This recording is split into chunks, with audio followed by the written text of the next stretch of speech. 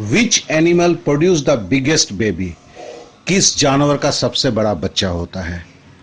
तो ये पिक्चर में देखें, जो बड़े व्हेल के पीछे जो छोटी सी आ रही है, दिख रही है, वो जस्ट जन्मा हुआ बच्चा है, जो 25 फीट लंबे का होता है, मतलब 2.5 मंजिला उसकी लंबाई होती है, और उसका वेट जो होता है 6 से 8 टन, मतलब एक पूर्ण वयस्क हाथी से भी ज्यादा उसका होता है। तो ये दुनिया का सबसे वजनदार सबसे बड़ा बच्चा होता है, ब्लू व्हेल का बच्चा।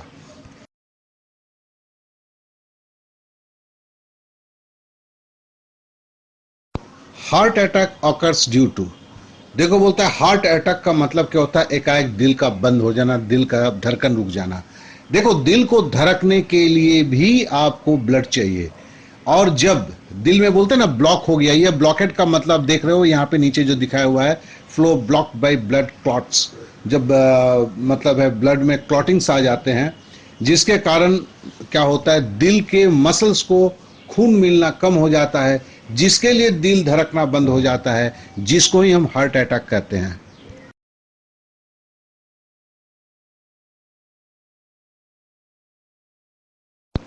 A person will have brown eyes, blue eyes और black eyes depending on the particular pigment presence in the, कहाँ पे होता है? आइरिस में। पुतली जो बोलते हैं, देखो पुतली के चारों तरफ, जिसे भूरा होता है, किसी का ये होता है, क्या कहते हैं, ब्लैक होता है, जैसे हमारा मेरा ब्लैक है, किसी का ब्लू होता है, जैसे अंग्रेजों का ब्लू होता है। ये जो कलर है आइरिस का, आप पिक्चर पे देख लीजिए आइरिस किस जगह पे है। इस आइरिस में ही पिगमेंट के कारण आंखों के रंग अलग अलग होते हैं।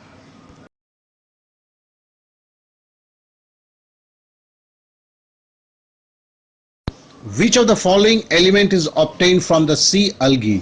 सी अलगी मतलब है समुद्र का शैवाल। देखिए आदमी के दोनों हाथ में जो शैवाल है, ये समुद्र का शैवाल है। इसमें भूरापन थोड़ा सा होता है, और इसमें आयोडीन प्रचुर मात्रा में होता है।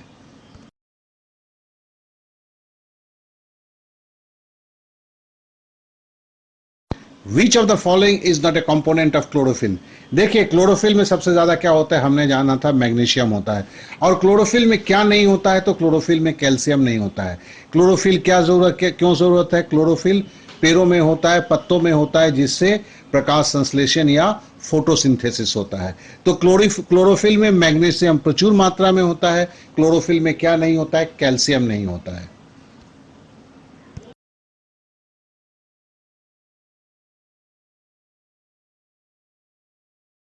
Which of the following is the largest living bird? तो ऑस्ट्रिच, या हिंदी में शतुरमुर्ग बोलते हैं, ये सबसे बड़ी पंछी होती है, और इसके अंडे भी दुनिया के सारे अंडों में सबसे बड़ा होता है।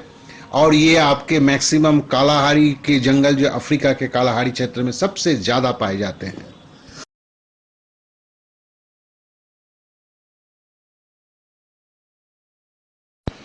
इन which of the following generally hormone is not found? तो that is the answer will be the bacteria. Bacteria में सिक्रेशन होता है, लेकिन हार्मोन सिक्रेशन नहीं होता है, क्योंकि बैक्टीरिया एक यूनिसेल्युलर बॉडी है।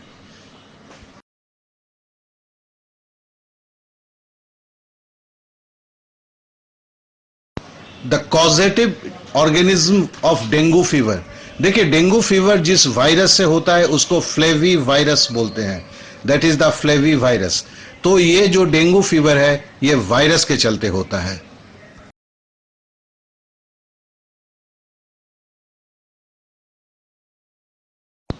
Which of the following is considered to be the best cholesterol? देखिए बेस्ट कोलेस्टेरल जो आपके ब्लॉकेट नहीं करता है आर्टरीज के अंदर में, जो आपके ब्लड फ्लो को रेगुलर रखता है, वो एचडीएल है। That is the high density lipid. लेकिन लो डेंसिटी लिपिड एलडीएल, और जो है ट्राई ग्लाइसेरिक एसिड, या जिसको ट्राई ग्लाइसेराइड्स बोलते हैं, ये जो है ये आपके हार्ट के ब्लॉकेट करता है, हार्ट अटैक का खतरा पैदा करता है।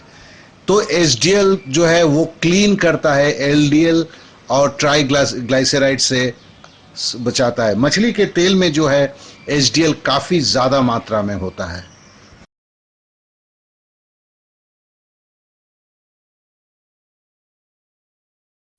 Thalassemia is a hereditary disease, it affects.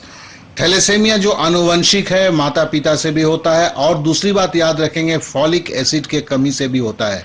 जरा इस चित्र को देखें, नॉर्मल जो है लाल रक्त कण, रेड ब्लड सेल्स जो है वो गोल बीच में चपटा होता है। देखिए थैलेसेमिया में वही लाल रक्त कण जो है चौकोर टाइप का हो जाता है, जिससे तरह तरह से प्रॉब्लम्स होता है, जिसको बीटा चेन डिफेक्ट्स भी बोलते हैं।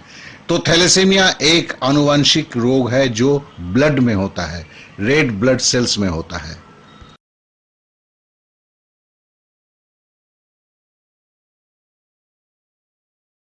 Which of the following represents a food chain involving a producer, a vegetarian and a non-vegetarian? देखिए प्रोड्यूसर का मतलब होता है जो खुद ब खुद अपना भोजन बनाता है, जिसको ऑटोट्रॉफ्स बोलते हैं। जो खुद का खुद भोजन बनाता है, मतलब जो प्रकाश संश्लेषण करके इनऑर्गेनिक मटेरियल से अपना भोजन बनाता है, जैसे प्लांट्स को देखिए, ये प्रोड्यूसर हो गया। वेजिटेरियन होता है क्या, जो वेजिटेबल्स को खाता है, मतलब है सब्जियों को खाता है, जैसे रेविट। तो प्लांट के बाद रेविट हो गया। रेविट के बाद रेविट को कौन खाता है, तो एक लायंस खाता है, तो टाइगर खाता है। तो फिर ये जो है आपका फूड चेन हुआ।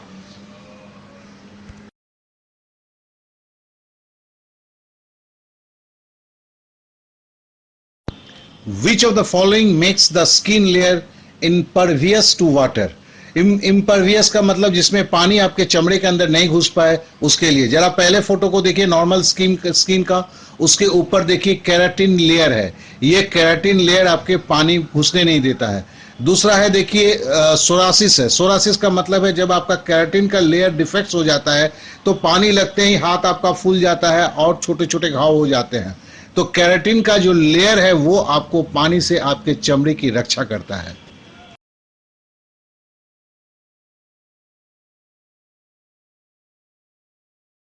The richest sources of edible protein, जो प्रोटीन जो हमारे शरीर में सहज से हजम हो जाता है।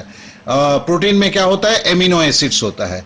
तो वो प्रोटीन क्या है, सोयाबीन और ग्राउंड नट। सोयाबीन तो हम जानते हैं, ग्राउंड नट का मतलब होता है बादाम, चिनिया बादाम।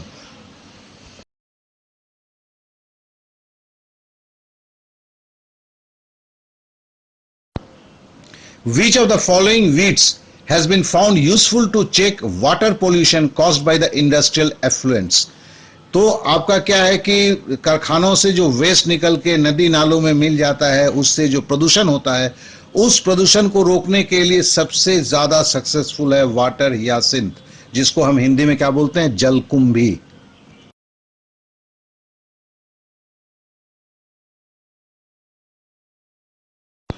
Which of the following is co-related with blood pressure? देखिए हम दो किडनी, गुर्दे का है, गुर्दे के ऊपर जो टोपी दिख रहे हैं सफेद रंग का जो है वो एड्रिनल ग्लैंड है। इस एड्रिनल ग्लैंड से एल्डोस्टेरोन नाम का एक हार्मोन निकलता है जो आपके ब्लड प्रेशर को बढ़ाता है। क्या होता है कि जब गुर्दे से, किडनी से जब आपका ब्लड साफ होता है तो ब्लड में से जैसे मूत्र के रूप में जो चीजें निकल जाती है उससे प्रेशर घट जाता है। और एल्डोस्टेरोन जो है, जो उसी वक्त एड्रिनल ग्लैंड उस हार्मोन को पुश कर देता है, जिससे ब्लड का प्रेशर फिर से बढ़ जाता है।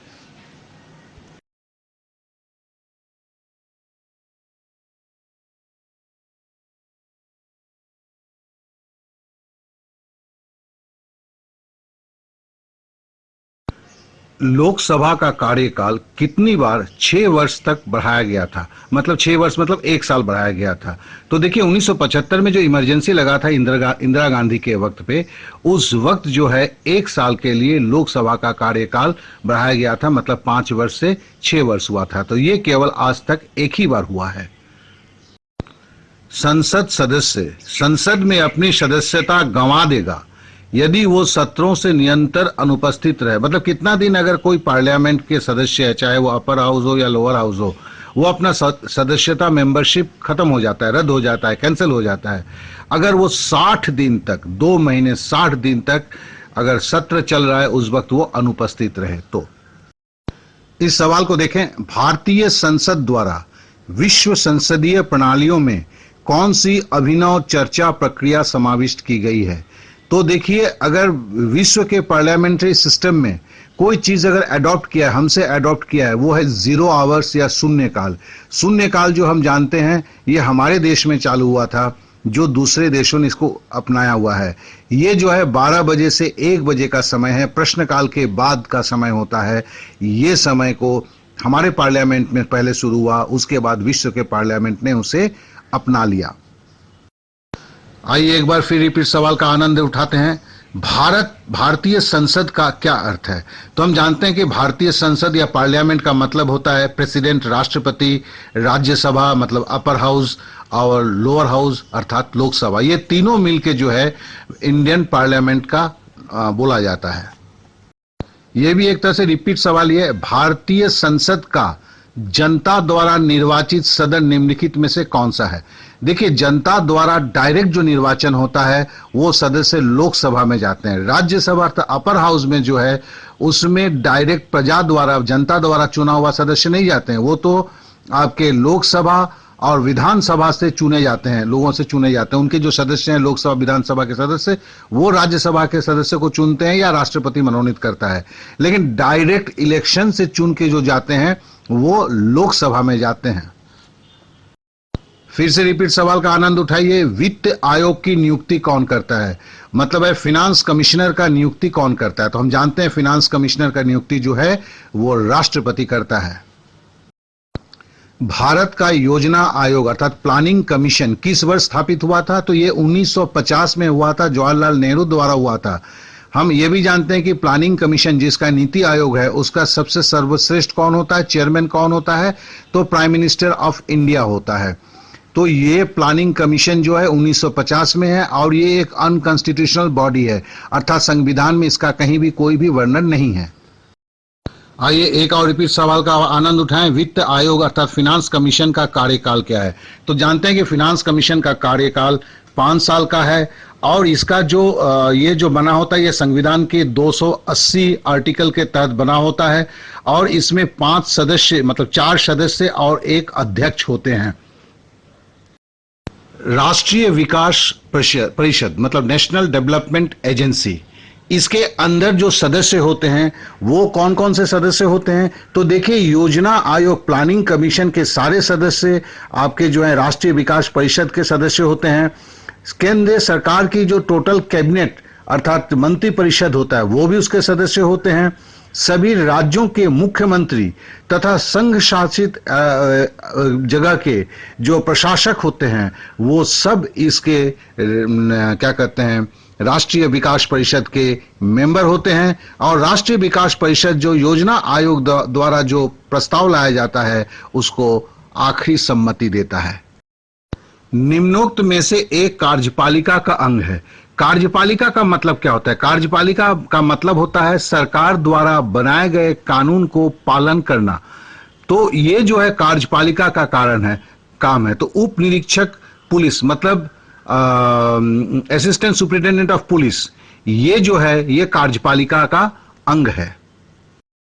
फिर से रिपीट क्वेश्चन का आनंद उठाइए। वित्त आयोग क्या है? फिनांस कमीशन क्या है? अभी हमने बोला फिनांस कमीशन जो एक 5 साल का पंचवर्षीय निकाय है और इसमें कितने सदस्य होते हैं? 4 सदस्य होते हैं, एक अध्यक्ष होते हैं, 5 जन होते हैं। और ये कौन से आर्टिकल के तहत में बनाया गया है? ये 280 आर्टिकल के तहत में फिनांस कमीशन का नियुक्ति होता है। फिर से एक रिपीट क्वेश्चन का आनंद उठाइए। भारतीय संसद के दोनों सदनों के संयुक्त अधिवेशन ज्वाइंट सिटिंग का चेयरमैनशिप कौन करता है? सभापतित्व कौन करता है? तो हम जानते हैं कि ज्वाइंट सेशन का जो सभापतित्व करता है वो लोकसभा का अध्यक्ष अर्थात स्पीकर ऑफ लोकसभा करता है। किसी विशेष दिन लोकसभा में अधिकतम कितने तारांकित मतलब स्टार्ड प्रश्न पूछे जा सकते हैं? तो मैक्सिमम जो स्टार्ड क्वेश्चन या तारांकित प्रश्न पूछे जाते हैं वो 20 होते हैं और प्रत्येक प्रश्न के लिए कितना समय दिया जाता है? 3 मिनट समय दिया जाता है। तो ये स्टार्ड क्वेश्चन पूछने के लिए 60 मिनट का अवधि होता है। 20 सवाल ज्यादा से ज्यादा पूछे जा सकते हैं। भारतीय संघ राज्य क्षेत्र का दैनिक प्रशासन किसके द्वारा संचालित होता है? देखिए, हम तो जानते हैं कि भारतीय संघ राज्य क्षेत्र का जो सर्वोपरि होता है वो राष्ट्रपति होता है, राष्ट्रपति के अधीन होता है। लेकिन राष्ट्रपति के अंडर में वहां पे जो काम करते हैं उन्हें उपराज्यपाल बोला जाता है या लेफ्टिनेंट जनरल बोला जाता है। जैसे वो डे टू डे का काम करते हैं। जैसे अभी जो है आपके जंग बहादुर हैं क्या कहते हैं दिल्ली के, वो लेफ्टिनेंट जनरल बोलते हैं। वो एक बेसिकली क्या होता है, राष्ट्रपति के अंडर में होते हैं, उन्हें सारा जो रिपोर्ट है राष्ट्रपति को देना पड़ता है। तो वही हुआ, दैनिक प्रशासन किसके द्वारा संचालित होता है, उपराज्यपाल या लेफ्टिनेंट जनरल। फिर से रिपीट सवाल का आनंद उठाइए। राज्यसभा में मनोनीत सदस्यों की अधिकतम संख्या क्या होती है? हम जानते हैं अपर हाउस में प्रेसिडेंट द्वारा 12 सदस्य चुने जाते हैं, जिसमें आपके सचिन तेंदुलकर चुने गई, उसके बाद हेमा मालिनी भी चुनी गई थी, नरेश दत्त भी चुनी गई थी। तो ये मनोनीत होते हैं। तो ये राज्यसभा में मनोनीत सदस्यों की अधिकतम संख्या है 12, जो राष्ट्रपति द्वारा मनोनीत होते हैं। फिर से आप क्या कहते हैं, रिपीट सवाल का आनंद उठाइए। राज्यसभा के 1/3 1/3 सदस्य की निवृत्ति मतलब रेजिग्नेशन होने की अवधि क्या है? मतलब वो टर्मिनेट कब हो जाते हैं, निकल कब जाते हैं? प्रति 2 वर्ष के बाद। मतलब राज्यसभा में जो सभा के सदस्य होते हैं 6 साल के लिए होते हैं। चूंकि राज्यसभा कभी भी आपका बंद नहीं होता है, कभी भी इसका विलयन नहीं होता है, इसके लिए क्या है कि हर 2 साल के बाद 1/3 सदस्य जो है वो निकल जाते हैं और फ्रेश 1/3 सदस्य आ जाते हैं। निम्नलिखित में से कौन सा भारतीय संचित निधि पर प्रभारित व्यय नहीं है? देखिए, संचित निधि को कंसोलिडेटेड फंड बोलते हैं। इसको सिंपली जाने तो ये इमरजेंसी फंड है। तो इमरजेंसी फंड से जो है, ये कंसोलिडेटेड फंड से है, कभी भी आपके 5 इयर्स प्लानिंग की खर्च नहीं होता है। बहुत ही सिंपल है, बहुत ही साधारण बात है। ये तो उन खर्चों को होता है जो इमरजेंसी में पैदा हो जाते हैं। तो भारतीय संचित निधि से पंचवार्षिक योजना का 5 इयर्स प्लानिंग का कोई एक्सपेंस नहीं होता है। भारतीय योजना निर्माण का उद्देश्य क्या है? मतलब प्लानिंग कमीशन का, सीधे शब्दों में प्लानिंग कमीशन का उद्देश्य क्या है? तो देखिए, वो नेशनल इनकम में वृद्धि करना, राष्ट्रीय आय में वृद्धि करना, आय और संपत्ति की असमानताओं को घटाना, मतलब किसी के पास ज्यादा पैसा आ रहा है, किसी के पास एकदम दरिद्र है, ये जो असमानता है इसको हटाना, निर्धनता को निर्मूलन करना, ये जो तीनों ही इसके जो बेसिक एम्स हैं, किसके हैं? प्लानिंग कमीशन के। नियम का पालन कराना किसका कार्य है? देखिए, नियम का पालन जो करेगा वो एग्जीक्यूटिव कार्यपालिका है, लेकिन पालन हो रहा है या नहीं हो रहा है ये देखना, पालन को पकड़ के करवाना, ये काम न्यायपालिका है। देखिए, इस सवाल को करने में बहुत ध्यान दीजिएगा। नियमों का पालन कराना है तो जुडिशियरी होगा, न्यायपालिका होगा, और नियमों का पालन करना क्या है? वो कार्यपालिका का काम है। देखिए, संसद कानून बनाता है, कानून को लागू कौन करता है? कार्यपालिका करता है। और कानून ठीक से लागू हो रहा है या नहीं हो रहा है इसको देखना, नहीं हो रहा है तो फिर से लागू करवाना, ये काम जो है जुडिशियरी का या न्यायपालिका का है। फिर से रिपीट क्वेश्चन का आनंद उठाइए। जो व्यक्ति सांसद न हो उसे क्या मंत्री नियुक्त किया जा सकता है? हाँ, उसे मंत्री नियुक्त किया जा सकता है। आपको भी अगर अच्छी जान पहचान तो आप भी 6 महीने के लिए मंत्री बन सकते हैं। जी हाँ, 6 महीने के लिए। 6 महीने के अंदर में आपको किसी भी इसका सदस्य होना होगा, मतलब लोअर हाउस या अपर हाउस का आपको सदस्य बनना होगा। 6 महीने तक आप फ्री में रह सकते हैं, बिना कहीं का आप सदस्य बने हुए भी। निम्न में से किस परिस्थिति के अंतर्गत राज्यसभा को भंग किया जा सकता है? देखिए, कोई भी परिस्थिति हो, राज्यसभा को भंग नहीं किया जा सकता है। इस बात को गांठ में बांध लीजिए, राज्यसभा कभी भी भंग नहीं होता है। फिर से रिपीट सवाल का आनंद उठाइए। सांसद के वेतन को निर्णय कौन करता है? सांसदों के वेतन को सांसद लोग खुद संसद में तय करते हैं। फिर से रिपीट क्वेश्चन का आनंद उठाइए। लोकसभा के प्रथम अध्यक्ष कौन थे? फर्स्ट जो स्पीकर थे वो थे जेवी मालवंकर। संसद के दोनों सदनों के समक्ष वार्षिक वित्तीय विवरण, इसको वार्षिक वित्तीय विवरण क्या है? बजट है। बजट किस अनुच्छेद के अंतर्गत प्रस्तुत किया जाता है? तो याद रखेंगे आर्टिकल 112 112 112 111 नहीं 112 के तहत में बजट या वार्षिक वित्तीय विवरण को पेश किया जाता है दोनों सदनों में।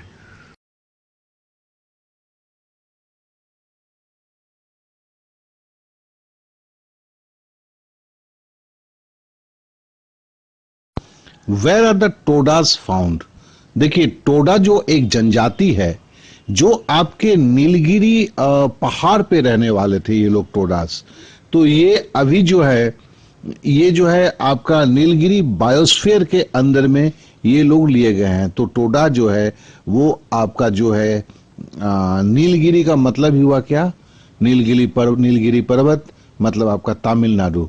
तो टोडा जो जाति है वो तमिलनाडु में पाए जाते हैं।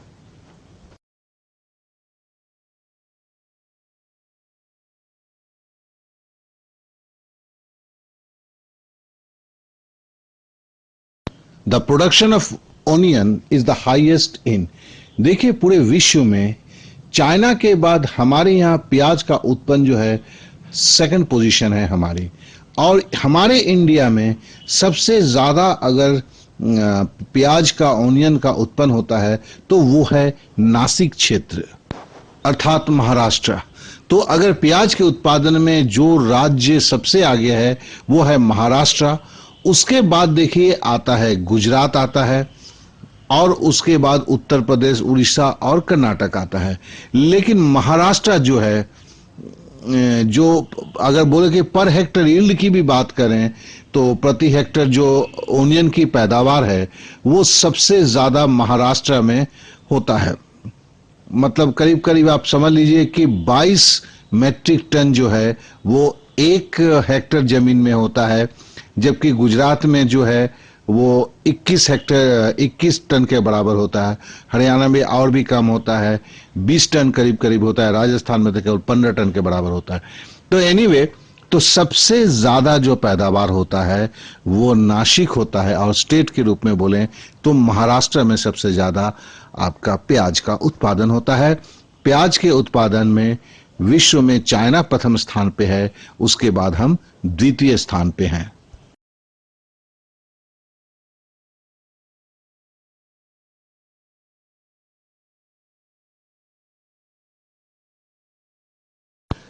The Jawahar tunnel the largest in India is located इन, आइए जरा जवाहर टनल के बारे में जान लें। जवाहर टनल को हम देख भी रहे हैं पिक्चर में, इसको बनिहाल टनल भी बोलते हैं। इस टनल को बनाने की कार्य 1954 से चालू हुआ था, 1960 में समाप्त हुआ था। इसका नाम बनिहाल टनल ही था, लेकिन जवाहरलाल नेहरू के प्रधानमंत्री के नाम के ऊपर बाद में इसका नाम जवाहर टनल रखा गया। इसकी जो लंबाई है 2.5 किलोमीटर, याद रखेंगे कितना है, 2.5 किलोमीटर है, और ये श्रीनगर को जम्मू कश्मीर से जोड़ता है, जम्मू से जोड़ता है। और ये टनल जो है कनेक्टिविटी देता है श्रीनगर और जम्मू को, थ्रू आउट द ईयर इसके सहारे कनेक्टिविटी रहता है। तो हमारे इंडिया का सबसे बड़ा टनल ये है, 2.5 किलोमीटर लंबा टनल है, जो 1956 से 60 तक में के दशक में बना। और ये जो शुरुआत हुआ इसका 1956 में इसकी कनेक्टिविटी शुरुआत हुआ था, और इसका दूसरा नाम बनिहाल टनल भी है।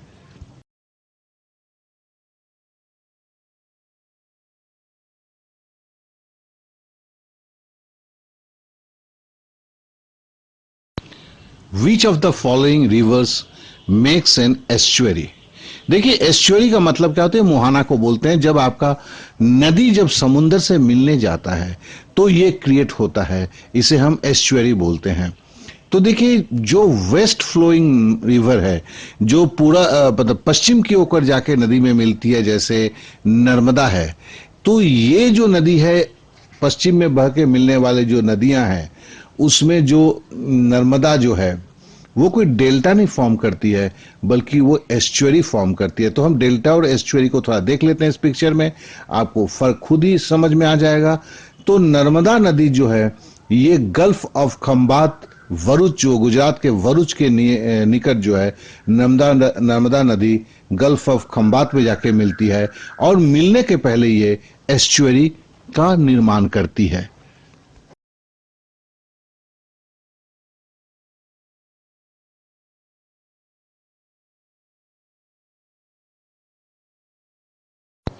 Which state has the lowest area under forest?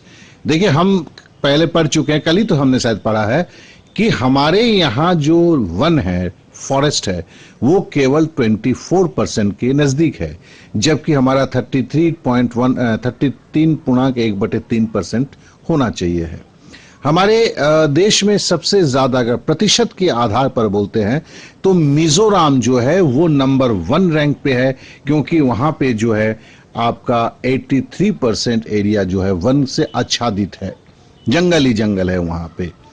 और अगर मैं एरिया में बोलूं तो एरिया में सबसे ज्यादा जो फॉरेस्ट है वो है पहले मध्य प्रदेश, जहां 77,265 स्क्वायर किलोमीटर वन से आच्छादित है। उसी तरह अगर सबसे लोएस्ट अगर बोला जाए, सबसे कम से कम जंगल, या तो प्रतिशत में बोले या क्षेत्रफल में बोले तो वो हरियाणा का है। क्योंकि हरियाणा जो देखिए जो है हरियाणा का खुद का जो एरिया है, क्षेत्रफल है, वही तो बहुत कम है, जिसके कारण हरियाणा का वन क्षेत्र जो है वो केवल 1754 किलोमीटर है, वर्ग किलोमीटर है। और इंडिया का लोएस्ट जो है वन क्षेत्र है वो हरियाणा में होता है।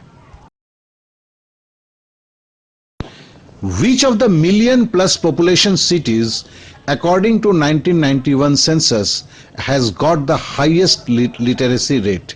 नीचे जो हमें शहर दिए गए हैं सबकी आबादी 10 लाख के ऊपर है, क्योंकि मिलियन प्लस मतलब होता है 1 मिलियन 10 लाख के बराबर होता है। और पूछा गया है कि इसमें सबसे ज्यादा लिटरेसी रेट कहाँ है।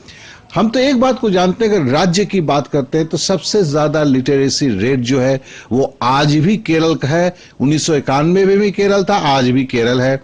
और सबसे लोएस्ट जो है वो बिहार पहले भी था, अभी भी है।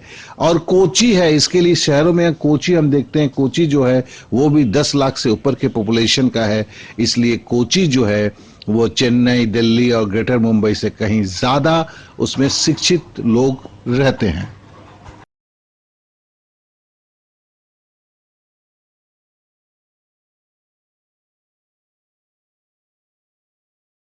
Sambar salt lake is situated in, पूछा गया है कि सांबर सॉल्ट लेक कहां पे अवस्थित है।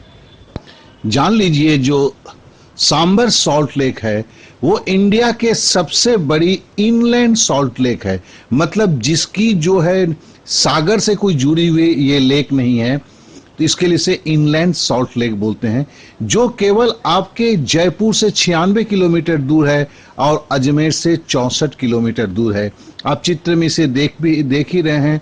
और ये इंडिया का सबसे बड़ा, ये लार्जेस्ट सैलाइन लेक है जो राजस्थान में है। और जिसके कारण राजस्थान में समुद्र नहीं होते हुए भी नमक के उत्पादन में भारत का तीसरा पोजीशन है। मतलब केवल इस लेक से इतना नमक उत्पन्न होता है, जिसके कारण ये भारतवर्ष में तीसरा दर्जा लिया हुआ है। अर्थात भारतवर्ष का 8.7% नमक जो है ये केवल इस सांबर सॉल्ट लेक से पैदा होता है।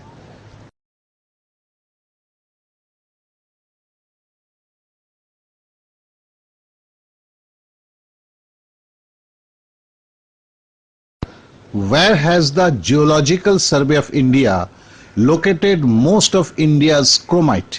तो देखिए पिक्चर में हम क्रोमाइट को देख रहे हैं। तो इंडिया में सबसे ज्यादा क्रोमाइट कहां पाया जाता है? केवल एक बात में जान लीजिए, इंडिया में सबसे ज्यादा मतलब 99% जो है क्रोमाइट जो है वो उड़ीसा में पाया जाता है। 99% जो है उड़ीसा में क्रोमाइट पाया जाता है। और ये जो है ये एक जो बेल्ट है, वो बेल्ट है, क्रोमाइट का जो बेल्ट है वो है सुकिंदा, सारूबाली और सुक्रांगी। तो ये 3 जगह है जो कटक के नजदीक है। तो भारतवर्ष का 99% अगर हम बोलते हैं क्रोमाइट जो है वो कटक के, आज कटक डिस्ट्रिक्ट के अंदर के क्षेत्र में, जिसका हमने नाम बोला याद रखेंगे फिर, सुकिंदा, सारूबाली और सुक्रनागी, ये 3 जगह से मिलते हैं।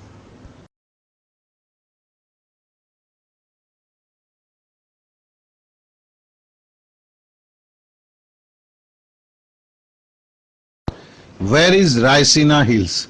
भैया ये कोई पहाड़ नहीं है, ये हमारे राष्ट्रपति भवन जो है जिस क्षेत्र में है उस क्षेत्र का नाम जो है वो आपका रायसीना हिल्स है। ये बेसिकली के वहां पे मेलचा विलेज हुआ करता था। मेलचा विलेज से जो है ये जमीन अधिग्रहण किया गया था 1894 में लैंड एक्विजिशन एक्ट के तहत, और उसी वक्त में इसका जगह का नाम रायसीना हिल्स पड़ा। तो रायसीना हिल्स जो है वो कोई पहाड़ नहीं है बल्कि राष्ट्रपति भवन है।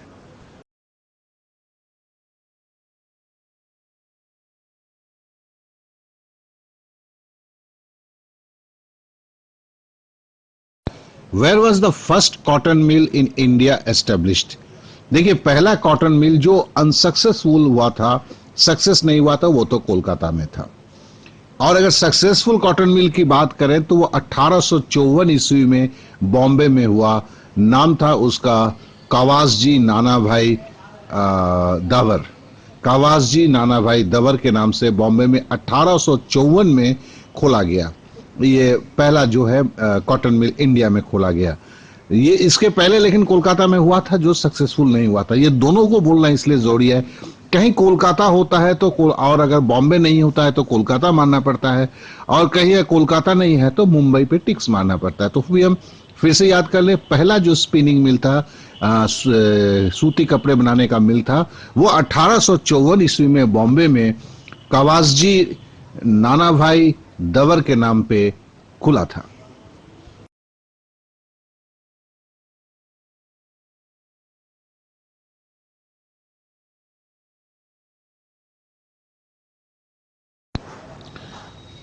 विच countries linked by the Khyber pass. देखिए, खाइबर पास तो बचपन से इतिहास से हम पढ़ रहे हैं।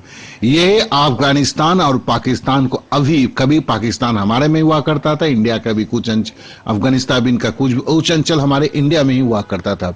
अब तो वो दो अलग अलग देश हैं। तो खाइबर पास जो है वो अफगानिस्तान और पाकिस्तान को जोड़ता है, और वहां पे जो है स्पिनघर माउंटेन है, ठीक है ना। और ये आज का नहीं है, ये तो जब आपका क्या कहते हैं अलेक्जेंडर सिकंदर हमारे देश में आया था, तब से ये जाना माना रूट था। इसी रूट से जो है, इसी रास्ते से एशिया और साउथ एशिया, सेंट्रल एशिया और साउथ एशिया के बीच में क्या कहते हैं बिजनेस हुआ करता था। इसके लिए इसे सिल्क रूट कहते हैं। तो फिर हम फिर से आ जाते हैं, खाइबर पास जो है वो अफगानिस्तान और पाकिस्तान को जोड़ता है। हमारे ऊपर आक्रमण भी जो हुए, जैसे सिकंदर ने आक्रमण किया था, डेरियस ने आक्रमण किया था उस जमाने में, तो वो भी इसी रास्ते से ये विदेशी लोग हमारे यहाँ आए हुए थे। तो खाइबर पास किसको जोड़ता है? अफगानिस्तान और पाकिस्तान को।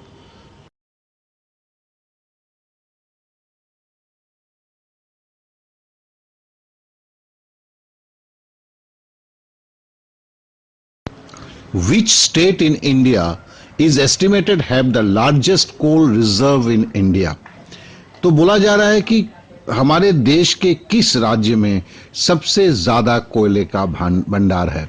देखिए, अब तो कोल इंडिया के कैलकुलेशंस के हिसाब से, कोल मिनिस्ट्री के हिसाब से झारखंड जो है उसके पास सबसे ज्यादा आपका कोयले का भंडार है, जो करीब करीब 7 करोड़ 7 करोड़ 67 लाख 12,000 टन्स का है।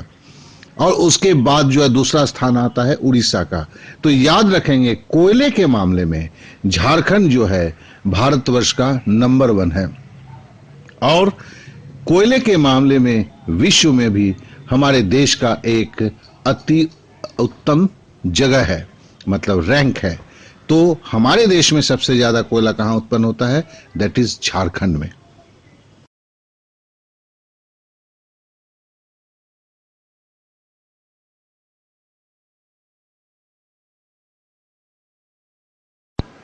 Asia's first underground hydel project, underground hydel project समझिए, is located in which of the following state in India.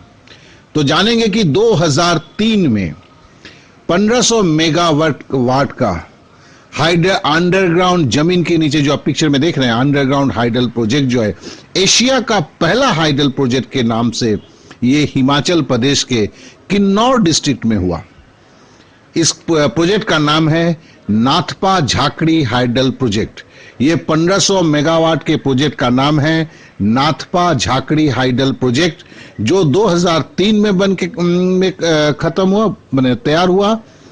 और ये आपका एशिया का पहला अंडरग्राउंड हाइडल प्रोजेक्ट है, और यहां से 9 राज्य को बिजली दिया जाता है।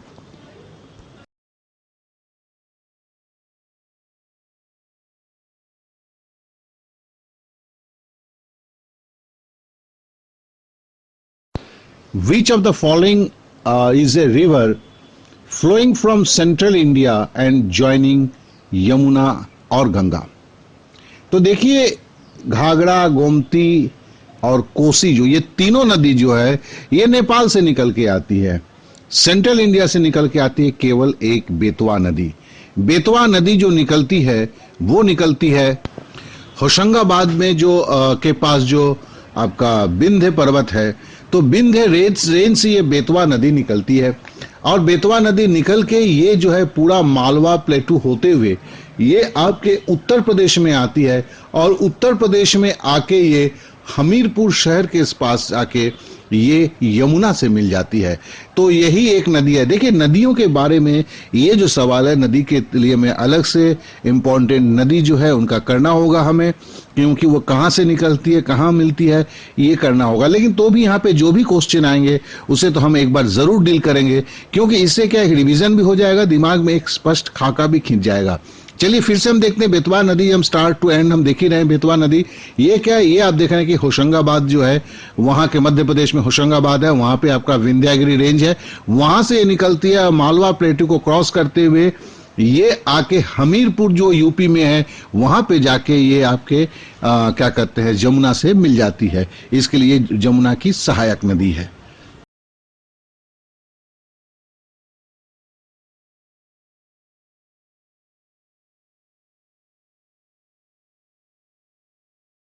अकॉर्डिंग टू 1991 सेंसस 1991 के जनगणना के अनुसार इन विच स्टेट और union territory has the highest percentage of scheduled caste population.